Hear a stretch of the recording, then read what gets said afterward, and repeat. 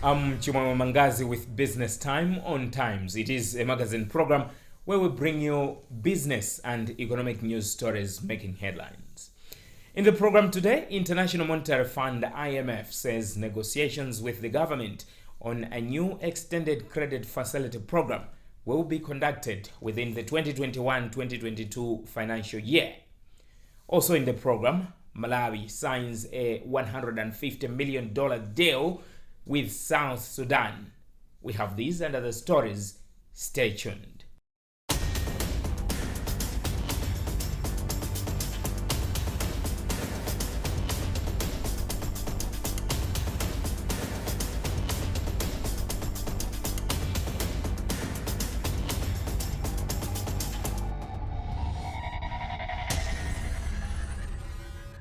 Hello and welcome. The International Monetary Fund, IMF, says negotiations with the government on a new extended credit facility program will be conducted within the 2021-2022 financial year. The negotiations were expected to be conducted in April this year. IMF country manager Farai Gwenamo says there were issues the fund was looking into before going into discussions. More in this report. This follows a decision by the Tonse government to cancel the program last year on account of changes in policy by the new administration. Previously, both the fund and the government indicated that discussions on a new ECF will be conducted in April this year in order to align the program to the 2021-2022 national budget. However, according to Gwenamo, the fund has only been engaging in pre-mission talks with Treasury officials. She says there were a lot of issues that they needed to see and understand before going into the discussions. Gwenamo added that the discussions being conducted currently are not meant to inform the process of the ECF negotiations. In a recent interview, Finance Minister Felix Mlusu said discussions on the program are at an advanced stage. Our discussions with the IMF are at a very advanced stage. We terminated the ECF, which we found in government, because it was going off track.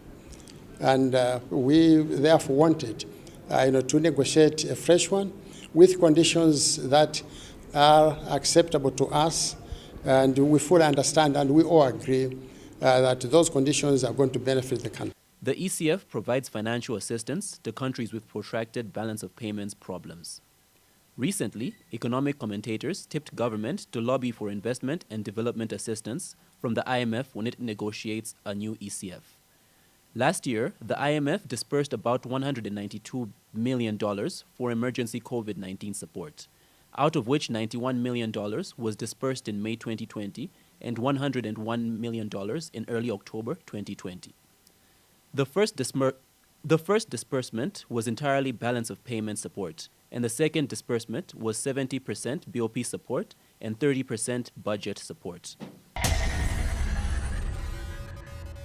The lead irrigation and drainage specialist at the World Bank, Yuku Stadjedic, is impressed with progress made in the Shire Valley Transformation Project. World Bank is one of the key financiers of the project, which intends to increase agricultural productivity in the Shire Valley. Eric Msigiti reports.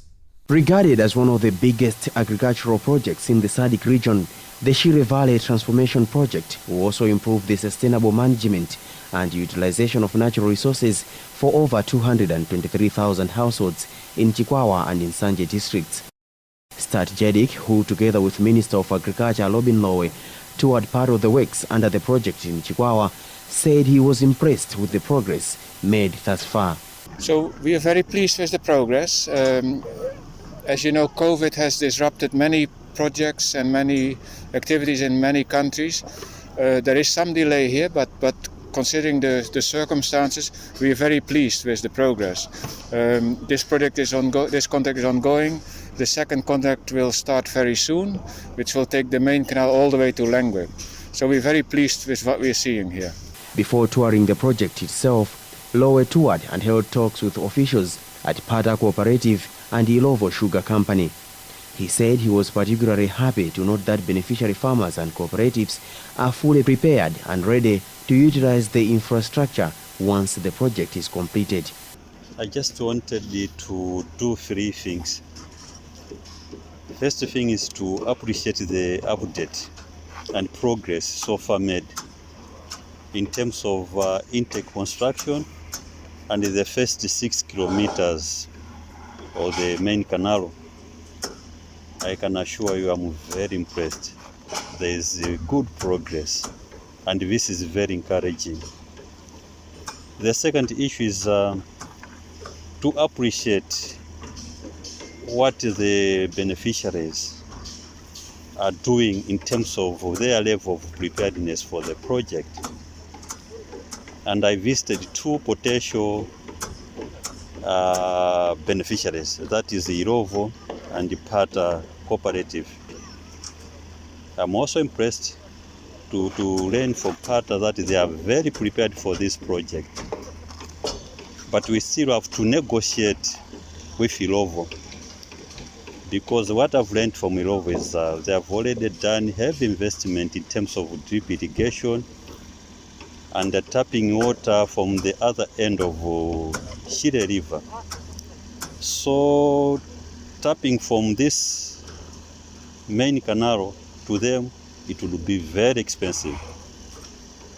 But I'm happy to report that after some calculations, it seems in the 10th year, they should be able to break even and make a lot of profit.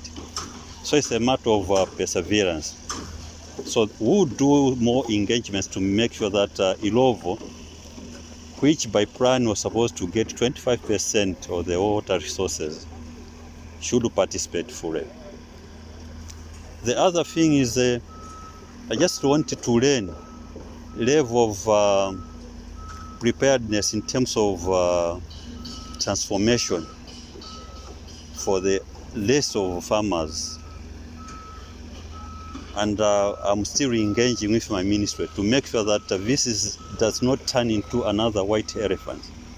We have projects in the country which are white elephants.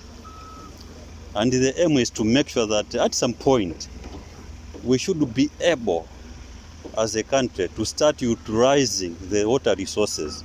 We shouldn't wait until the whole canal is completed. Say 10 kilometers. Farmers should now start utilizing the resources, and we'll learn from that end. That's why I'm engaging all stakeholders relevant in this program to make sure that we are ready to start activities as soon as possible so that we can learn from the few fields who cultivate. Already, the government has spent close to 1.4 billion kwacha in compensating the at least 1,259 households affected by the project. Acting Coordinator Stanley Chakumbira Kaira says close to 23,000 land parcels have also been adjudicated and demarcated in readiness for the project. We're making a lot of progress. As you know, this project has gone through a lot of challenges, especially the COVID-19. Mobilization of staff, materials, equipment was very difficult, and that we are able to talk of 36% at the moment. It's a lot of progress, and we are happy with it. The minister is right, and fortunately he's talking the same language as ourselves.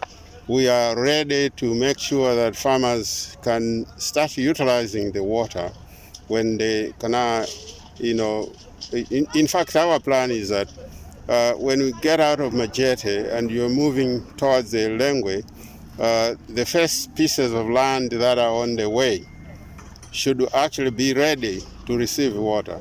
So we are organizing farmers. And as you may know already, we have already adjudicated and demarcated 23,000 pieces of land, which is about 13,000 hectares of land of smallholder farmers. So this land is actually ready. We just need to organize the farmers, consolidate the land, organize them as business blocks, and they'll be ready to receive the water. So in terms of the time frame, the construction works for the intake as well as going down to Lengwe, we believe that by 2023 the first farmers up the stream of the canal will start benefiting from the canal.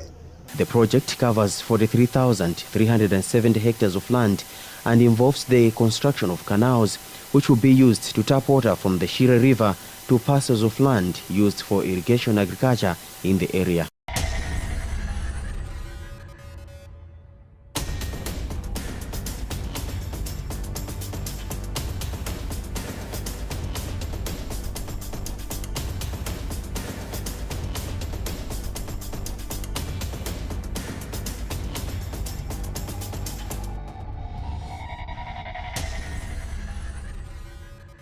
Malawi has signed a deal worth over $150 million, about 120 billion kwacha, with South Sudan to supply maize flour, sugar, rice, and groundnuts to that country.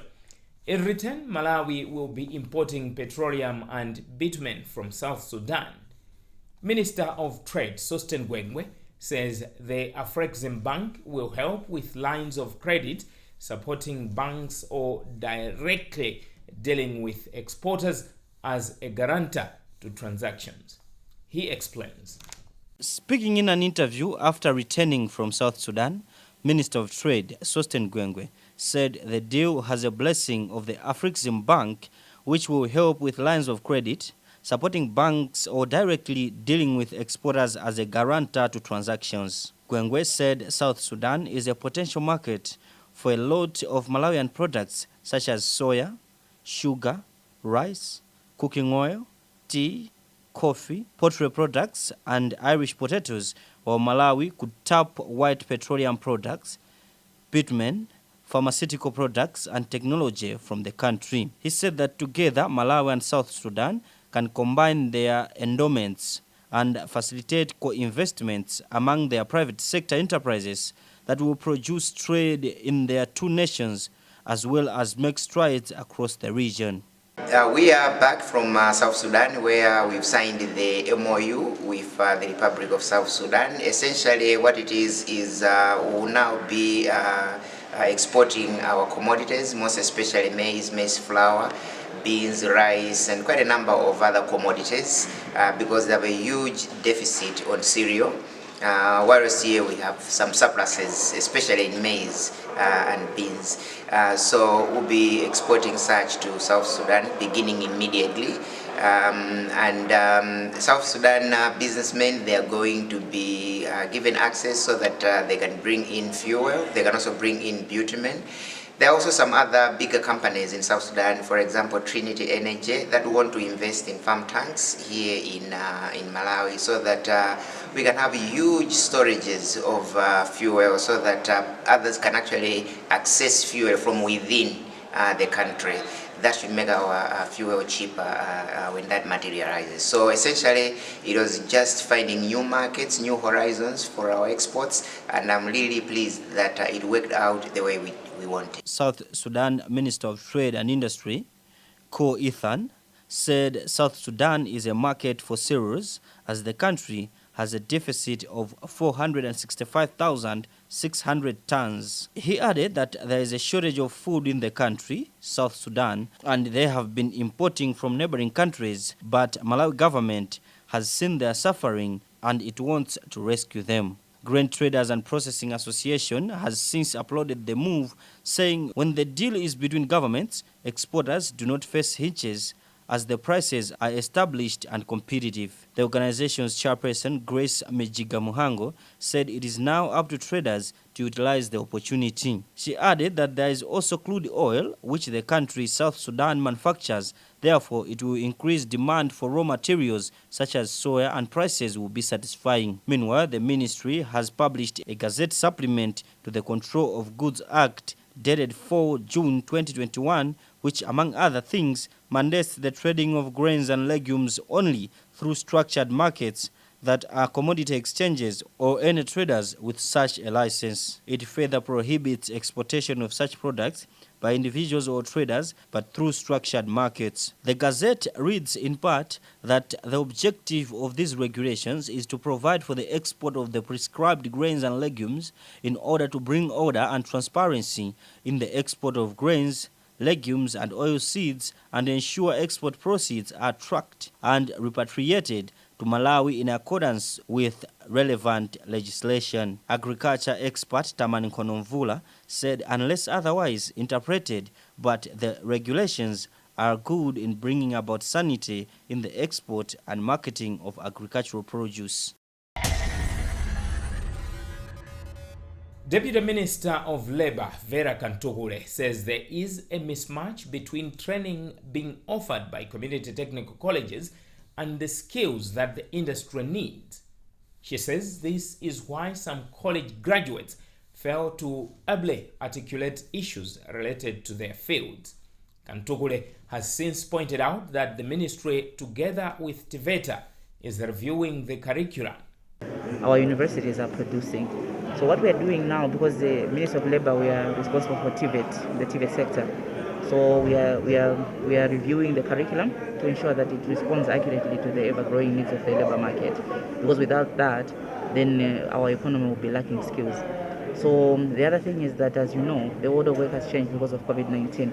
What has to happen, therefore, is that we need to upskill and reskill to ensure that our young people have the necessary skills that are going to make them relevant even in the world of work from now going forward. As a government, our position is that all the projects that were started by the previous DPP government are going to be completed by this government, and that our plan is to ensure that every constituency has a skills development center, and that we have the community development centers across the country as well. At the moment, we have about 7 national colleges. They will remain like that until we get other funding to do another national technical college. However, I should mention that our greatest challenge at the moment is that we don't have a technical teacher training college. Without that, we are unable to train our teachers, but we are trying to see how best we can find ways to ensure that we are sending our technical teachers for training, so that, because the quality of our graduates in our TVET institutions is contingent upon us having quality teachers as well. Well, with that story, we've come to the end of today's edition of Business Time here on Times. It is a magazine program where we bring you major business and economic news stories making headlines in the country. On behalf of the entire production team, I'm Chimwemwe Mangazi. But always remember, if it doesn't make money, it doesn't make sense. Bye for now.